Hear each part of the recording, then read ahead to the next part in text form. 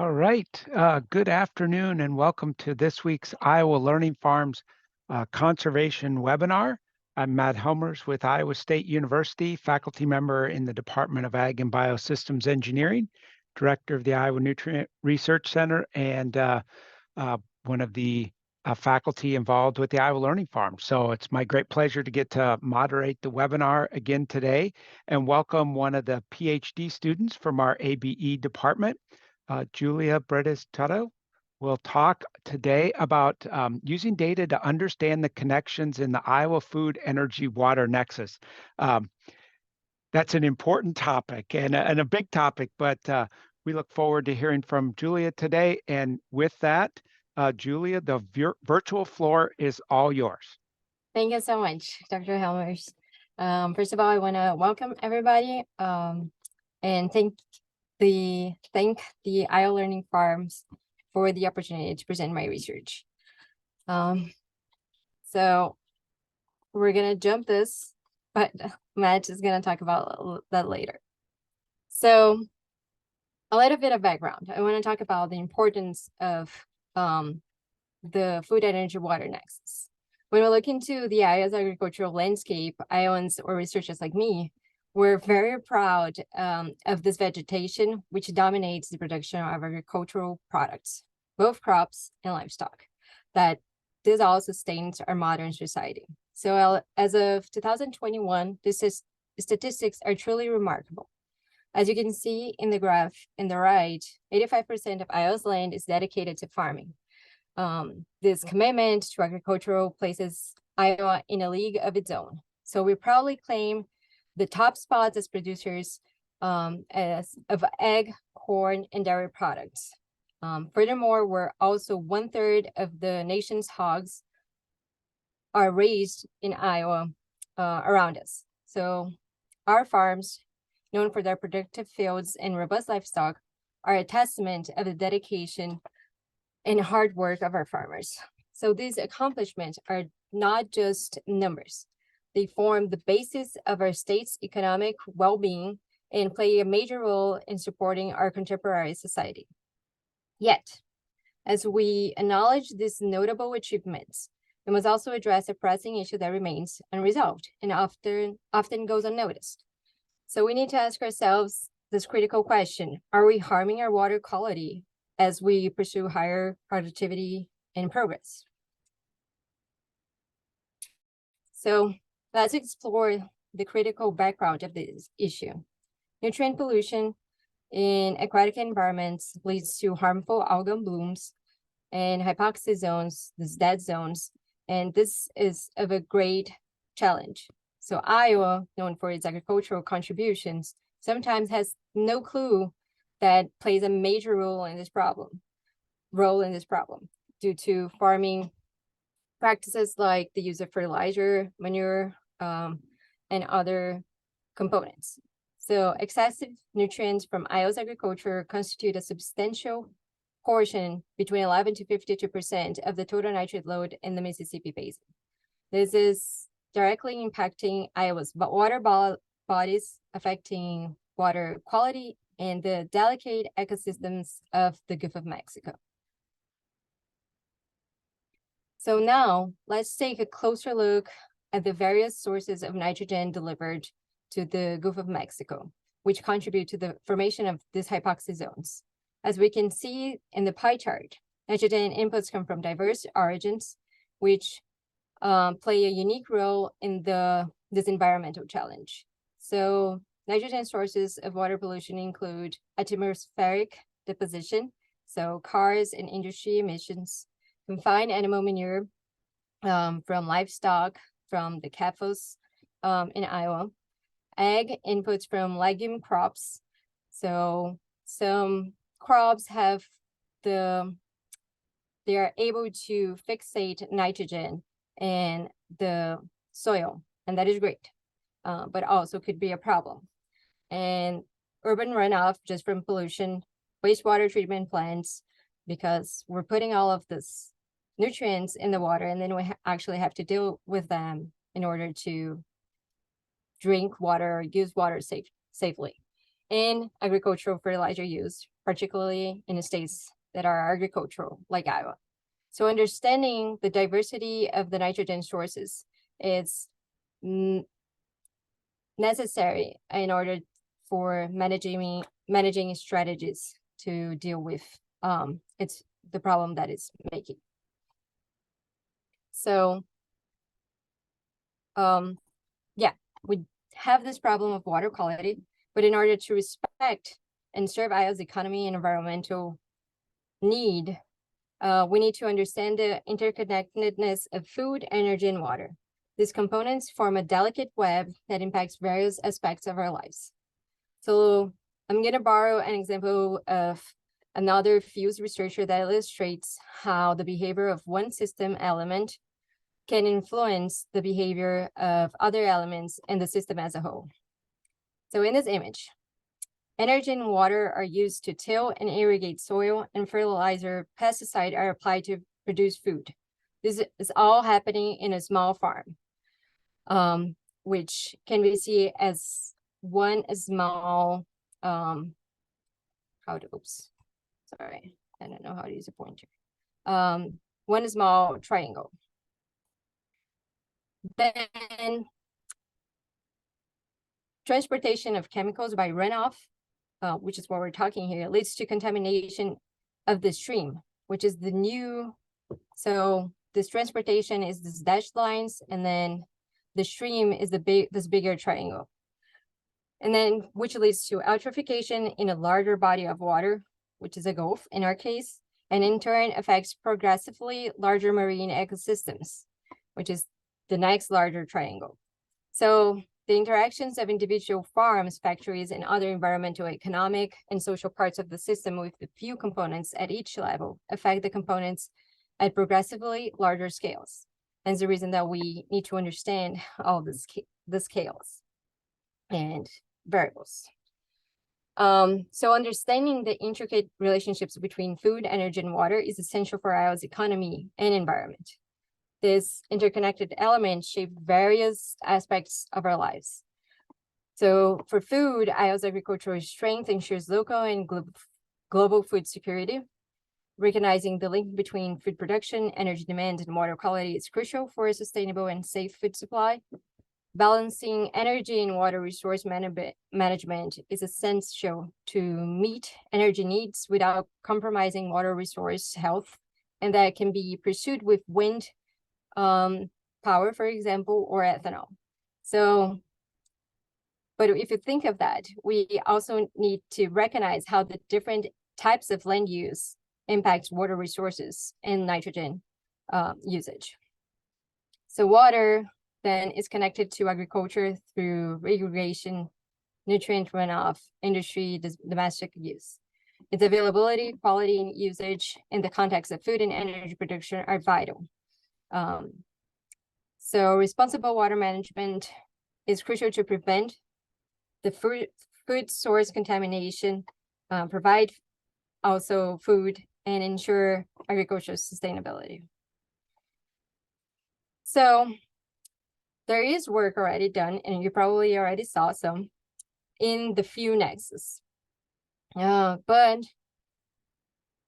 most of them fail to consider all the three components in one go. They usually look into food and energy, or water and energy, or just food, but not all of them at the same time. And especially the work that has been done is sometimes it's more related to urban side of things and not agriculture.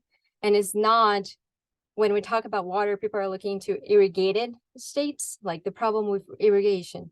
And in our case, we have thankfully we have a rain-fed state. So we need to look into the fuse from the Iowa's perspective. And for that, we have this research group at Iowa State. And I need to mention that we're a very passionate group, and we really want to give solutions to this problem. And the good thing, like the food, energy, and water is a very interdisciplinary idea. So our group is also a multidisciplinary team. We're a diverse group comprising students from various disciplines, including agricultural and biosystems, aerospatial and civil engineering. And this diversity enriches our research by bringing various different perspectives.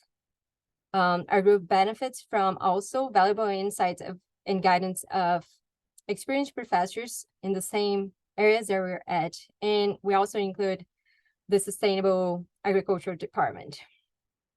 So having individuals from different backgrounds allows us to think critically and creatively, ultimately providing a newer understanding and more complete understanding of the complex Iowa food energy water nexus. So understanding the Iowa food energy nexus, we want to understand it in order to tackle Iowa's agricultural nutrient pollution while also understanding the people, so the needs of the farmers and the policymakers and the society.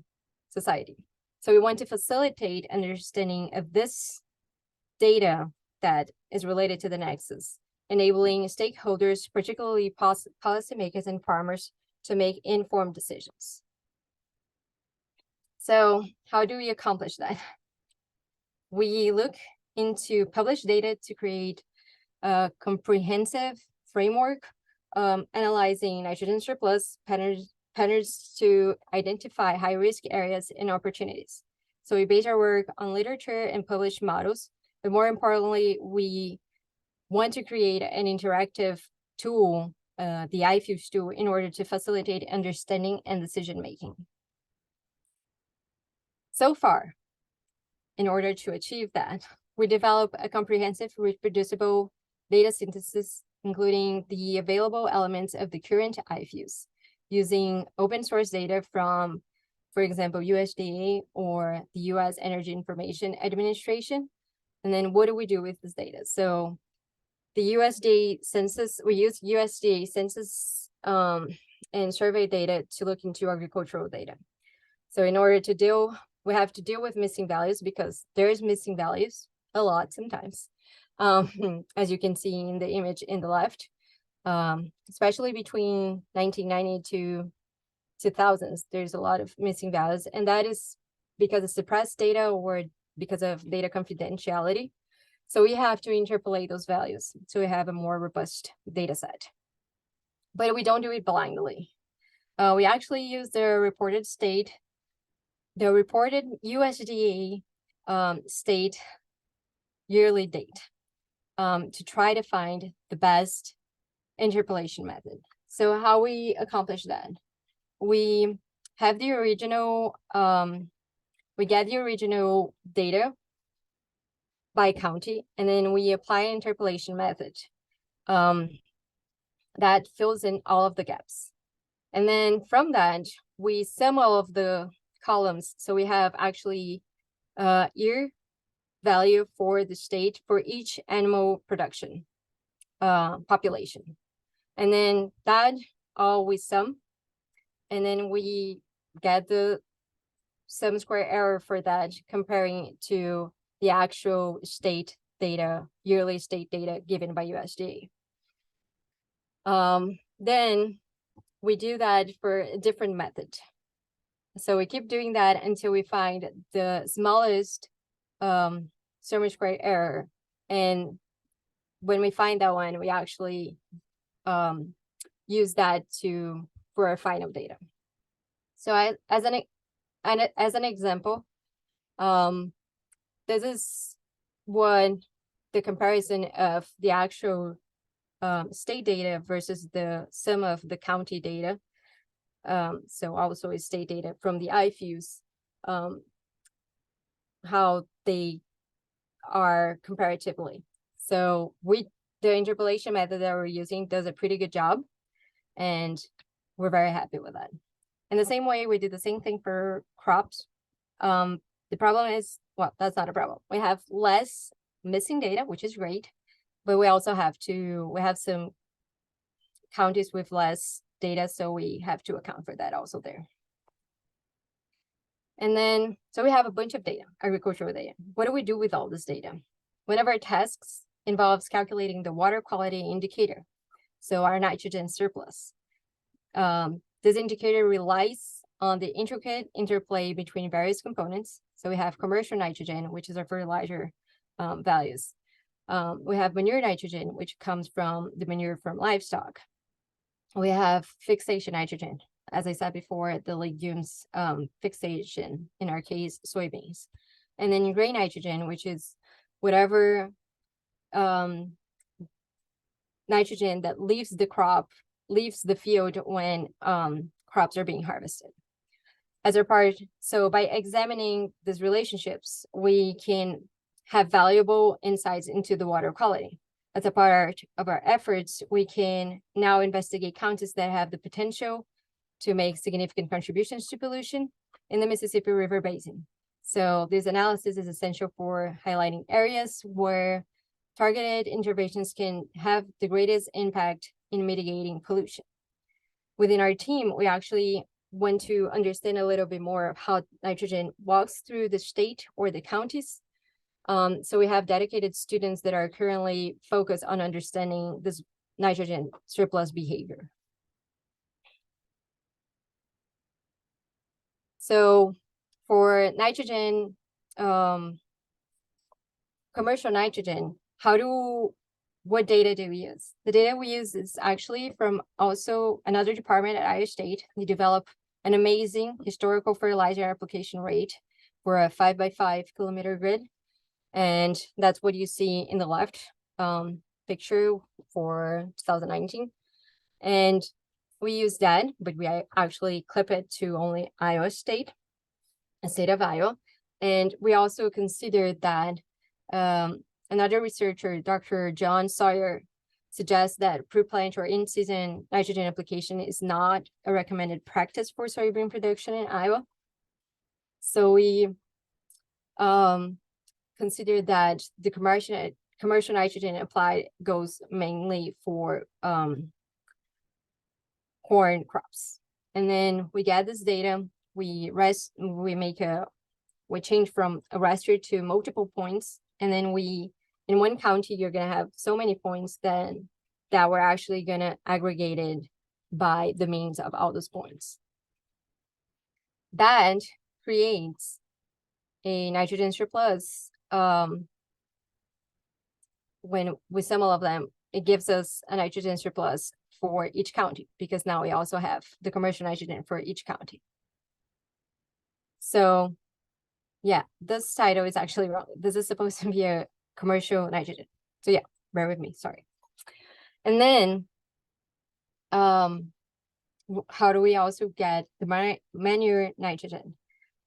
The way we do it is there's research in how each type of animal produces different quantities of manure in the day. So what we do is we have all this population of hogs, and they produce this average of manure per animal per day, and then we have that for a whole year. So for 1 year, this population of this county is going to produce this amount of manure, and then we sum all of them, so we have all the manure produced for each animal, for each county. And finally, fixation and grain nitrogen.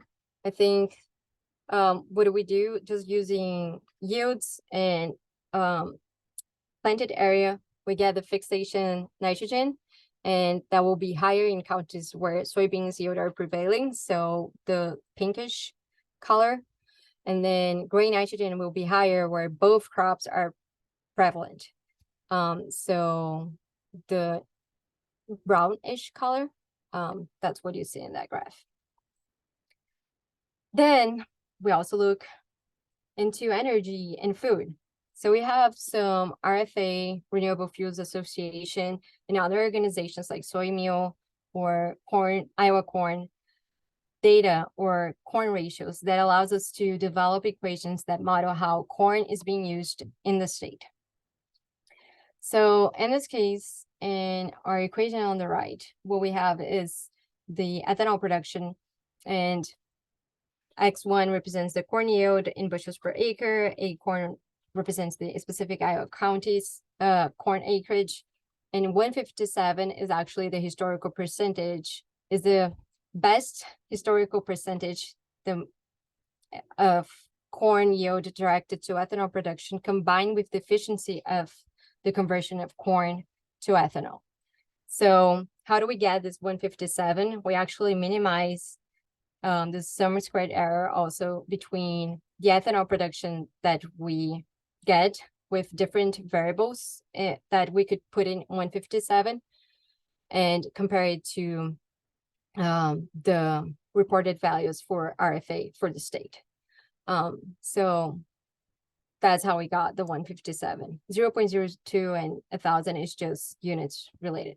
So, and then in order to validate our equations, we're also looking, so this is our comparison. So we're currently reaching out to ethanol plants in order to validate our ethanol methodology. That is one of our major challenges and the driver to our group. So that's one of the reasons that we made decisions in making things yearly and related to counties for now. And we also need to understand that the way that we're looking into ethanol right now is the capacity that the quantity of each corn in Iowa could produce of ethanol. So that's the reason that we want to reach out to ethanol plants and have more data on it. But if we're thinking of biodiesel, it gets even more complicated because then what happens is biodiesel needs soybeans, it needs corn byproducts, and it also needs animal fats. So corn or soybeans are going to feed, and then feed is going to animal, and then animal is being slaughtered and becoming biodiesel, which I think is fantastic. But it's not that easy to understand how that process works and what it's going where. So again, organizations like soy meal and Iowa corn are fundamental for our work by providing all of this data. So the work in the workflow in the left kind of draws a little bit of that. And then we have some way to validate or to understand a little bit more with the soybean meal use provided by the soy meal. That's what you see in the right. The problem is they only have data for 4 years and for the entire state. So we do have a huge gap in temporal data availability, and we're looking into ways with geoprocessing in order to deal with that. So by leveraging data-driven insights and collaborative efforts, the IFUs aims to make a positive impact with all of this data in order to maintain the demands of agriculture, but also being environmentally sustainable. And then now I get to the part that I'm most excited about. So as we're discovering the Nexus, we are developing in parallel the iFuse 2, which is our user-friendly website that promotes engagement and informed decision-making. And we want to enable conversation, basically. So you're welcome to scan the QR code and see it in your phone. That should probably be doable. It's not great in the phone. So because of that, I'm gonna change my screen. Can you see a website? Hopefully, yes. I don't see anybody nodding because I can see people, but yep, I can see that on the screen. So thank you. So the website, so the tool has to have the attractive part of just talking about the products or the problem and then the solutions. And that's the reason that we have our story. And it's just a way to attract people to the problem and what are we trying to accomplish with this. But more importantly than this is the dashboard, which I don't know. Oh, it worked. Sometimes when there's a lot of people on it, it might not work. And the idea is just to enable people to look at how the different counties were are responding to all of these different sources of nitrogen, and then a policymaker, for example, can understand that the Northwest counties have definitely a major problem, but it's more related to manure or is not that meaningful. So, and then you can think about, for example, do we need to add policies that help farmers monetarily to achieve these goals while still maintaining their monetary needs, but also their the state food demand. So that's what it is. So we have other visualizations, and this is a version 0. So we want it to be more meaningful. And coming back to the presentation, the next part and last part, last but not least, is the decision-making tool that we want to aggregate into that dashboard. So we wanted to enable people, policymakers and farmers, to see that there are possible solutions. It's not the best solution, but there's possibles. And it depends from the need from each county or from the need of each farmer, that a farmer might be driven more into profit and nitrogen reduction and not care as much for workload, which I don't think that's true, but it could be that way. And then just depending on what they think of each person or each group, how they think, they could see that there are very good solutions, but the best one might not be the most achievable one, and that we want to enable in that IFUs too. So we're still working on that. Hopefully we're gonna have something by next year, but yeah, and that's the part that our group is very excited about, looking into this and the social cost and how that affects people. With that, I'm just gonna conclude. We know that agricultural nutrient pollution impacts water quality, but we simply cannot quit with agriculture, because this is just not possible. So the IFU Nexus is crucial for understanding food, energy, and water in Iowa's agriculture, and combining science and tools can promote the sustainable practice so we can thrive in the systems. So we are walking towards facilitating the understanding of the Nexus. So through visualization of this Nexus, stakeholders are equipped to make informed decisions. That's all I have. In the left, you can scan again the IFUs dashboard and go for them. But more importantly, on the right, we really want to know, I really would like to have some feedback on what are your thoughts on the tool? What do you want to see in the tool? What do you think is valuable for you as a person or for you as a group? And we really appreciate if you gave us some feedback. It's a very simple form, so we would really love to hear some of those. That's all I have. Thank you all. Okay, thanks, Julia. I put in the chat box the link to the story maps, and then can you get to kind of the data maps through that as well? Yeah. Okay. So, okay, so I can show you. So that's okay. in the corner, there is what is the name of that? A tab. I'm gonna call it tab. And then you can just click on that. And in the bottom, there's also tabs. But yeah. Okay. All right. Okay. One thing, if you need a CCA credit, if you can email Elena Whitaker at alenaw@iastate.edu by 5 o'clock today with your name, the name you entered to watch the webinar, and your CCA number. So alenaw@iastate.edu by 5 o'clock today. If we can do the next slide on the demographic. All right, so if you watch this webinar live and are willing to fill out this voluntary survey, we'd greatly appreciate it. You can just scan this QR code again. And you can go to iowalearningfarms.org/survey as well. If you've responded to this, I'm really tongue-tied today. I apologize. If you've responded to this for a 2023 webinar, thank you very much. And only one response is needed, so you're off the hook. But if you haven't and willing to do it, that would be great. And let's put a plug in for the webinar next week. So maybe the next slide, Julia.